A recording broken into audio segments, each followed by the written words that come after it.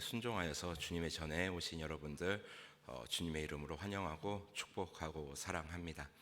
우리가 새해가 되면 가장 많이 하는 인사가 새해 복 많이 받으세요라는 인사 아니겠습니까?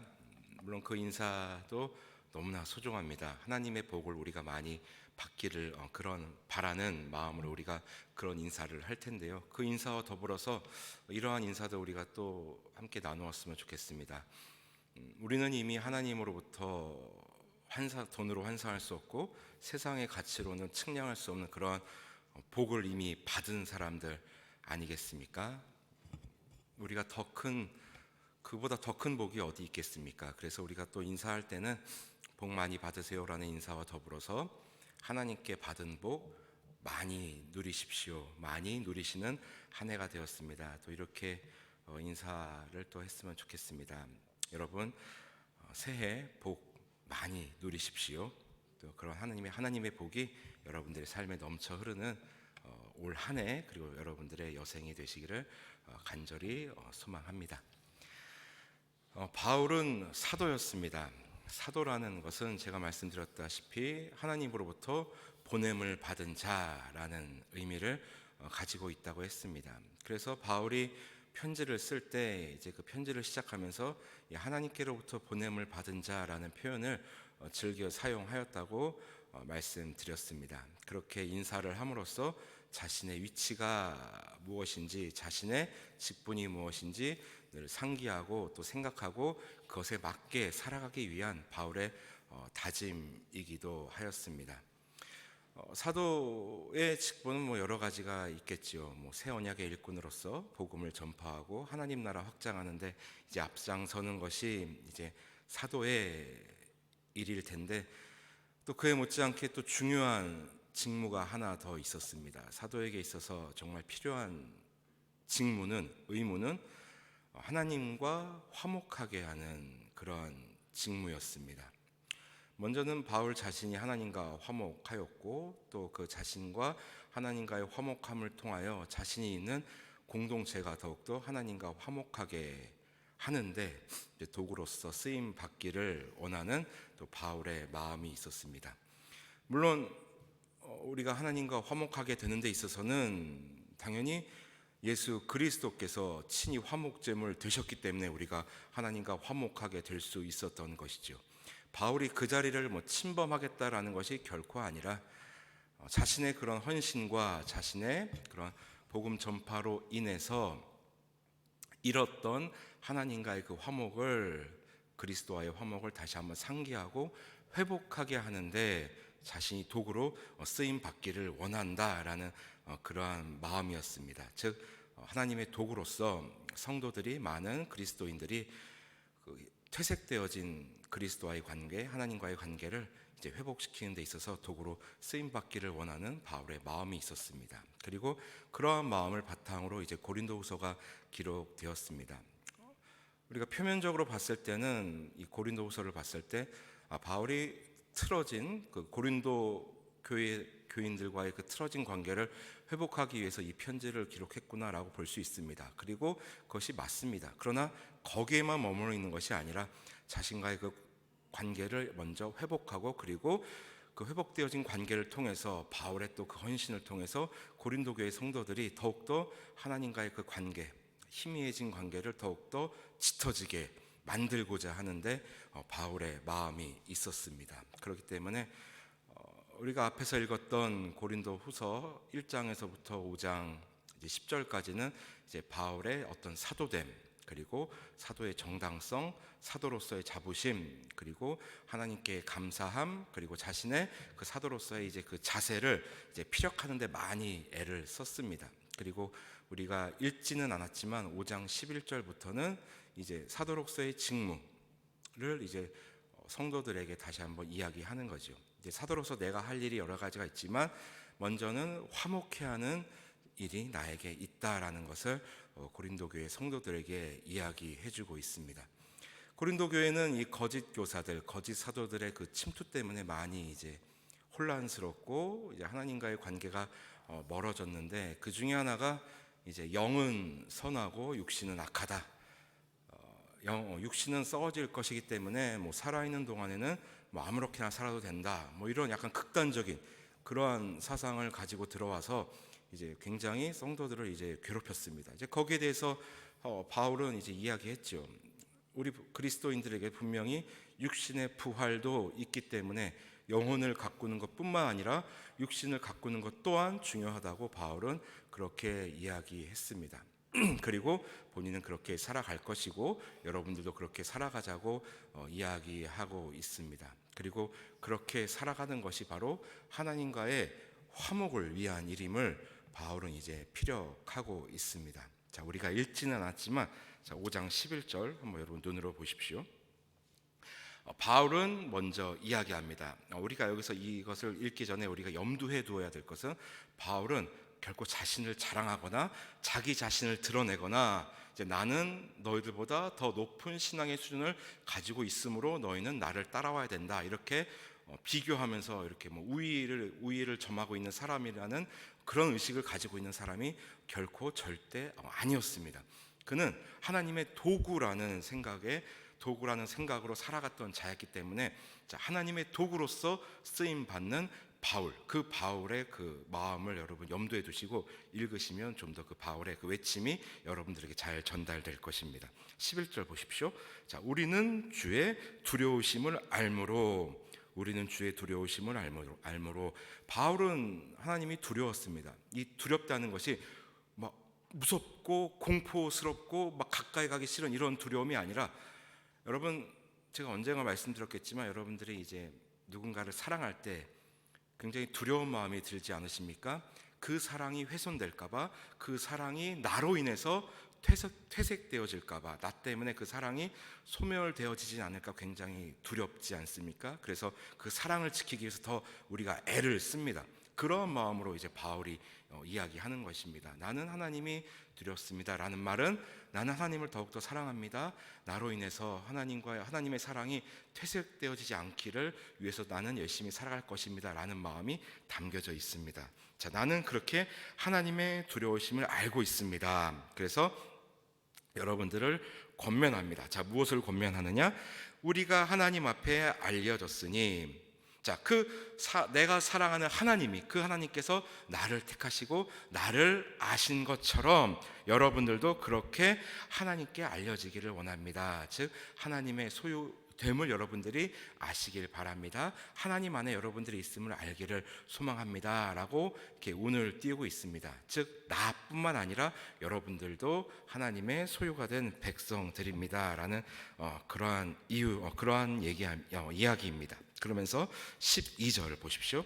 자, 우리가 다시 너에게 자천하는 것이 아니요. 자, 내가 이 말을 여러분들에게 하는 것은, 내가 하나님께 있듯이 여러분들도 하나님 안에 있기를 바랍니다라고 말하는 것은, 뭐 내가 잘나서 뭐 나처럼 따라해라라는 말이 아니라, 나를 자화자찬하는 것이 아니라 오직 우리로 말미암아 자랑할 기회를 너희에게 주어. 여기서 말하는 우리는 바울과 함께 복음을 전하는 그 일행들을 이야기합니다. 자, 나와 나의 일행들이 도구되어져서, 하나님께 도구되어져서 우리로 인하여 여러분들이 그것을 알기를 소망합니다. 그래서 이 구절에는 여러분들이 하나님께 속함 받은 것을 여러분들이 더욱더 잘 알고 인식하고 믿어지게 하게끔 우리는 여러분들을 위해서 더욱더 헌신하고 사용되어질 것입니다 라는 그런 바울의 마음이 이 안에 담겨져 있습니다. 여러분, 바울은 계속해서 어떤 자기 자신의 의로움, 자기 자신의 선함, 그런 것을 이제 선포하거나 나타내려는 것이 아니라 자기 자신을 들어 사용하시는 하나님을 이제 나타내고자 했던 것입니다. 그 말에는 이런 것도 포함되어 있죠.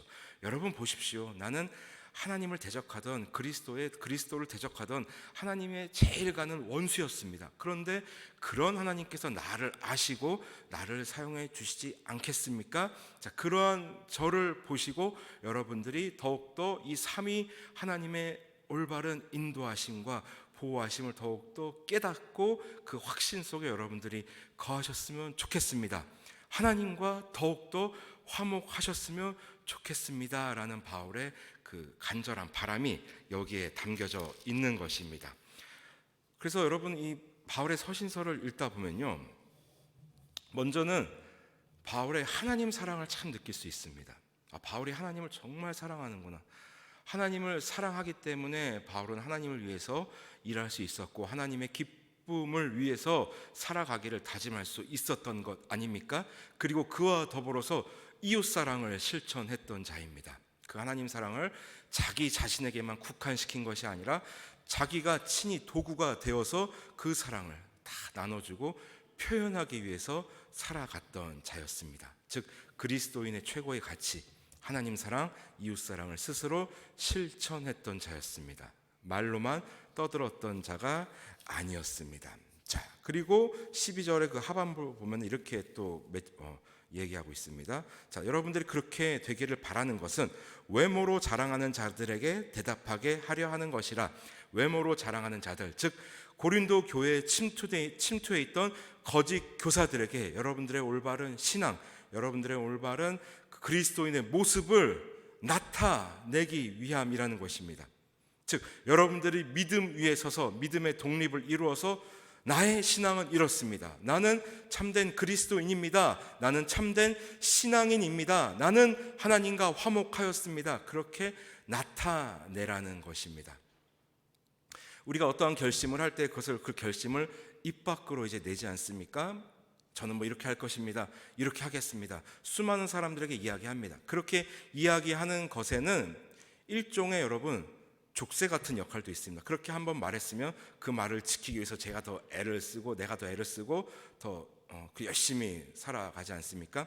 그래서 이제 그 금연 학교에 가면은 이렇게 가르칩니다. 여러분 나 담배 끊었다고 여기저기 말하고 다니십시오. 이렇게 가르쳐 줍니다. 왜냐하면 그렇게 말함으로 인해서 자신은 담배를 끊었다는 어떤 결심도 스스로 하고 사람들에게 말함으로써 다시 피고자 하는 그런 유혹에서 벗어나는 어떤 스스로의 족쇄를 채우라는 그런 의미로 그렇게 가르친다고 합니다. 뭐 그런 의미가 아니겠습니까? 그렇게 나타내자는 것, 내가 참된 신앙이라는 선포를 많은 사람들에게 스스로 함으로 인하여 다시 한번 결단을 하고 또 그렇게 살아가고자 애쓰는, 스스로 하나님께 나를 구속시키는 그러한 역할도, 그러한 기능도 있는 것입니다. 그런데 바울의 어떤 그러한 삶을 보고 이제 거짓 교사들은 많이 이제 수군수군 됐죠.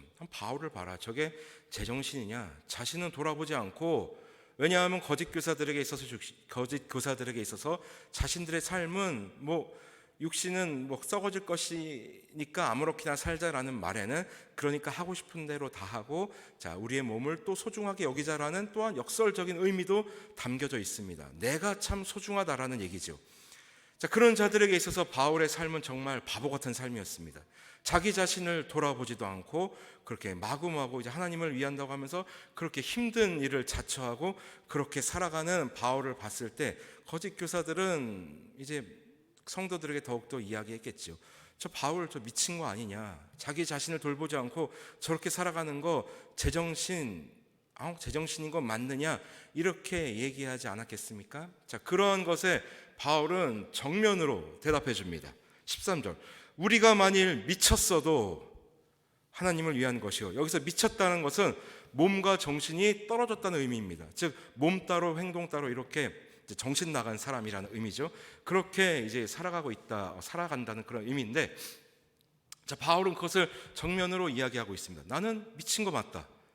그런데 내가 미친 것은 세상에 미친 것, 나의 정욕에 미친 것, 욕망에 미친 것이 아니라 삼위 하나님께 나는 미쳤다라고 이야기합니다. 세상에서 가장 이기기 힘든 사람이 미친 사람 아닙니까? 어느 한 것에, 한 부분에, 한 분야에 미친 사람은 우리가 결코 이길 수 없습니다. 때문에 무엇에 미쳤느냐가 가장 중요한 것이겠지요. 여러분 바라시기는 올 한 해 그리고 나머지 남은 우리의 여생은 정말 하나님께 미친 한 해, 우리의 삶이 되기를 소망합니다. 바울은 이야기합니다. 그래, 나는 하나님께 미쳤다. 하나님께 미침으로 인하여 하나님께 붙들림 바 되었고 나의 지정의는 하나님께 속해 있다. 그러니 나는 미친 건 맞다. 그러나 내가 하나님께 미침으로 인하여 나의 지성은 더욱더 냉철하게 돌아가고 성령 하나님은 나의 생각을 더욱더 깨우치시고 나에게 하나님의 말씀을 가르치셔서 나는 더 온전하게 살아갈 수 있다라고 얘기합니다. 내가 만약 보십시오. 우리가 만약 미쳤어도 하나님을 위한 것이고 정신이 온전하여도 너희를 위한 것이니, 이 한 구절에 하나님 사랑, 이웃 사랑이 다 들어 있습니다. 하나님을 위해 나는 하나님께 미쳤다. 나를 돌보지 않을 것이다. 하나님을 위하여 살아갈 것이다. 그런데 그런 삶이 곧 여러분들에게는, 여러분들을 위하여서는 온전한 삶인 줄 나는 확신한다. 내가 하나님께 미침으로 인하여 나는 하나님과 화목되어졌고, 또 나는 그런 화목의 도구로 인하여 여러분들과 그리스도를 더욱더 화목하게 하는데 나는 도구로 쓰일 것이고, 더 나아가서 여러분들과 우리 공동체가 삼위 하나님과 화목되기를 나는 소망하고 그렇게 살아갈 것이다 라고 바울은 이야기하고 있습니다. 하나님께 미친 것은 곧 여러분들을 향하여서는 온전하다라는 것. 참된 신앙인은, 참된 그리스도인은 하나님께만 잘하지 않습니다. 하나님께 당연히 잘하죠. 그리고 더불어서 하나님의 형상으로 지음받은 이웃들에게 잘하게 되어 있습니다. 그것은 너무나 자명한 사실입니다. 자, 그러면서 이야기합니다. 내가 이렇게 하나님께 미치고 또 삼위 하나님을 위하여 하나님 어떤 그런 화목의 도구로서 그렇게 나 자신을 돌보지 아니하고 그렇게 내가 사도의 직분을 감당하고 걸어갈 수 있는 것은, 내가 그러한 삶을 살 수 있는 것은, 그런 삶의 원동력은 14절 그리스도의 사랑이 우리를 강권하시는도다. 그 삶의 원동력은 그리스도의 사랑인데, 여기서 강권은 뭐 강력히 권한다, 강하게 권면한다라는 의미로 생각할 수도 있겠지만, 원어적인 뜻은 움켜잡다라는 뜻이라고 합니다. 나는 그리스도의 사랑에 움켜쥐어져서 그리스도의 사랑에서 벗어날 수 없어서 나는 그렇게 살아갈 수밖에 없고, 그렇게 살아갈 수 있는 힘을 그리스도의 사랑으로부터 나는 얻을 수 있습니다. 그 그리스도의 사랑이 뭡니까? 자, 한 사람이 모든 사람을 대신하여 죽었은즉.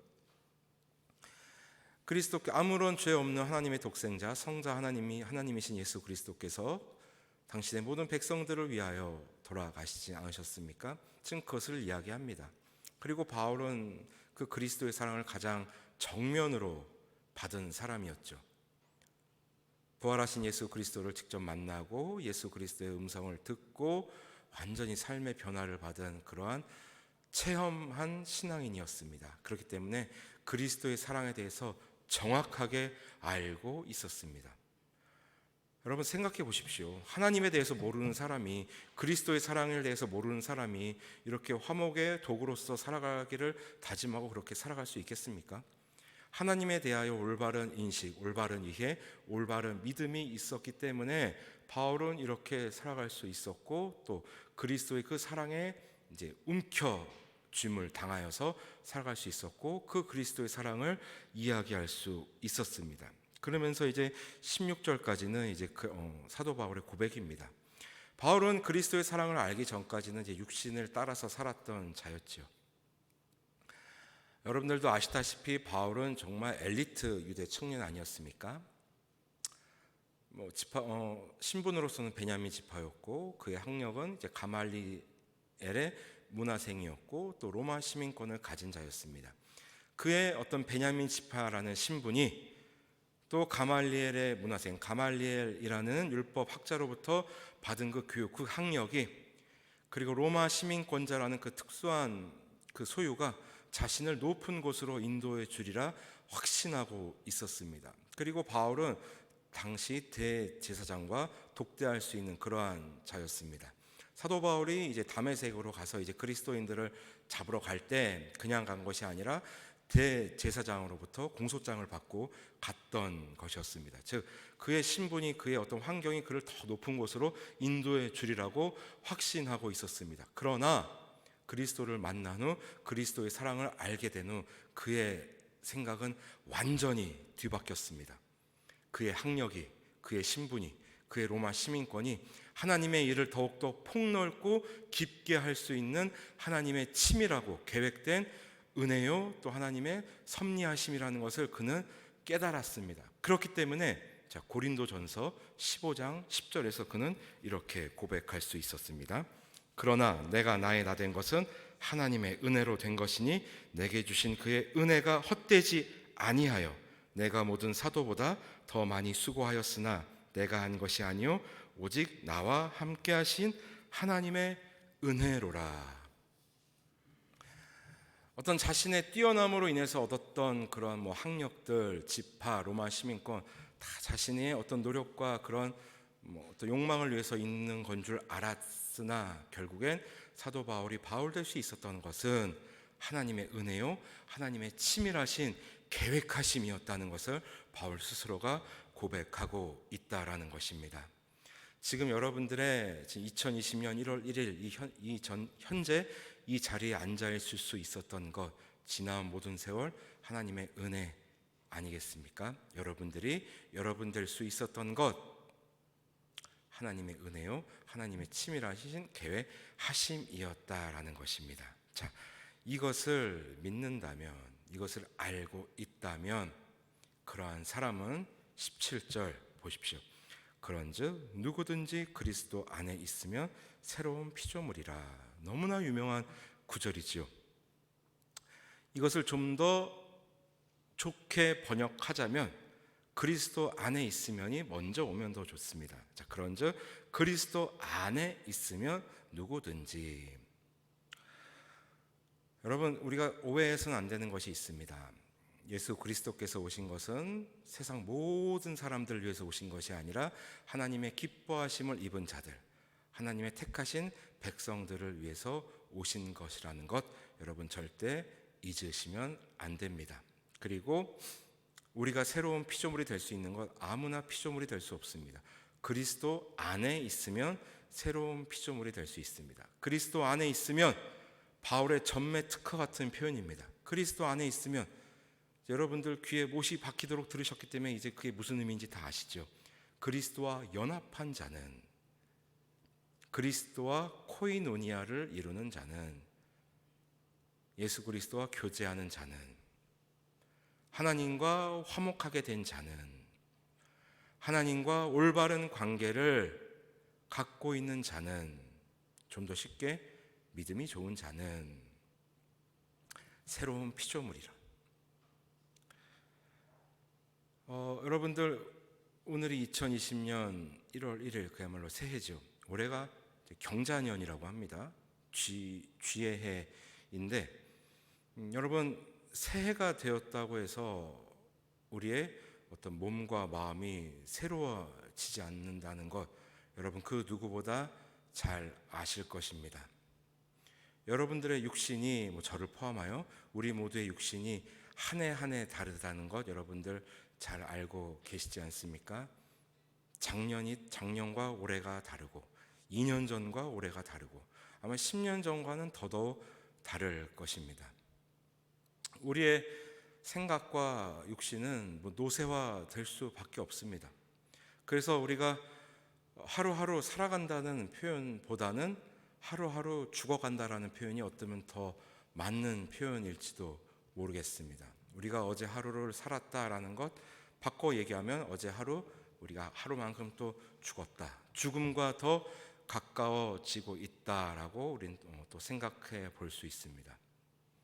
자, 그렇다면 우리가 그러한 우리의 인생 속에서 매일매일 낡아지고 있고 죽음이 가까워져 가는 인생 속에서 우리가 새로워질 수 있는 것, 새로워질 수 있는 방법, 그리스도 안에 있는 것 말고는 다른 방법이 없습니다. 왜냐하면 예수 그리스도는 아침마다 새로운, 날마다 새로운 하나님의 말씀이 육신이 되어 이 땅 가운데 오신 성자 하나님이시기 때문입니다. 우리가 그리스도 안에 있으면, 그리스도와 화목하면 우리는 하루하루 노쇠화되어지고 낡아지는 이 인생 가운데서 진정한 생명으로 다시금 피어날 수 있다라는 것입니다. 그러므로 사랑하고 존경하는 성도 여러분, 바울은 입술로만 하나님과의 화목을 주장하지 않았습니다. 먼저는 자기 자신이 하나님과의 올바른 화목을 이루었습니다. 하나님과의 올바른 관계를 맺고 그렇게 살아갔습니다. 그리고 그의 헌신이 있었습니다. 하나님의 도구가 되어서 자신의 공동체가, 교회가, 또 더 많은 그리스도인들이 그리스도와 다시 한번 화목하게 되고, 더 나아가서 삼위 하나님과의 화목을 이룰 수 있도록 자신이 도구됨을 알고 있었고, 그렇게 살아갔습니다. 그리고 그러한 삶으로써 수많은 교회가, 수많은 성도들이 하나님과의 화목을 다시 한번 이룰 수 있게 되었습니다.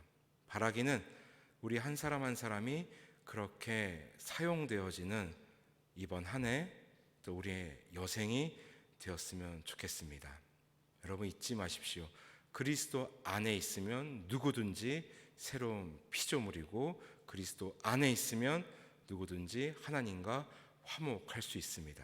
우리는 하나님과 화목하게 되었고, 또 우리는 하나님의 도구로 사용되어질 수 있는 것입니다. 자, 그렇게 우리가 사용되어졌으면 좋겠습니다. 우리가 그리스도와 연합되면 어떠한 은혜가 우리에게 있습니까? 이전 것은 지나갔으니 보라 새 것이 되었도다. 이전 것은 지나갔다. 우리의 지난 모든 겉사람의 모습들 다 지나갔다. 다시는 돌아오지 않는다라는 것입니다. 동이서에서 먼 것 같이 하나님은 기억조차 않으시고 우리를 새로운 하나님의 도구로 사용해 주신다고 우리에게 약속하신 것입니다. 자, 여러분 어떠한 삶을 살아가시겠습니까? 올 한 해 나는 더 죽음과 가까워졌구나, 그냥 이렇게 살다가 하나님께 잘 갔으면 좋겠다. 물론 그것도 좋은 생각이고 여러분들 그렇게 되시길 바랍니다. 그러나 거기에 한 가지 생각을 더 얹어 주십시오. 더욱더 하나님의 말씀과 하나 되어서 그 날마다 새롭게 하시는 하나님의 말씀으로 인하여, 그리스도로 인하여 나의 육신은 노쇠화되어지고 늙어가지만, 그러나 그 안에서 날마다 새로운 생명의 꽃을 피워야지. 그리고 하나님과 더욱더 화목을 이루어야지. 그리고 그 화목의 도구로서 사용되어져서 나의 가정, 우리 교회, 우리 사회가 더욱더 하나님과 화목되어질 수 있는데 일조하는 내가 되어야지. 그러한 결단을 하고 그렇게 살아가는 우리가 되었으면 좋겠습니다. 그러한 삶을 살아갈 때 하나님께서는 날마다 하나님의 말씀으로, 또 성령 하나님께서 날마다 우리를 가르치시고 생각나게 하실 것이며 우리의 삶을 더욱더 아름답게 가꿔 주실 것입니다. 우리를 크게 사용해 주실 것입니다. 누구든지 새로운 피조물이 될 줄 믿습니다. 그러한 복된 삶을 살아가는 그런 복된 한 해, 복된 여생이 되는 우리 모두가 되시기를 주님의 이름으로 소원합니다. 하나님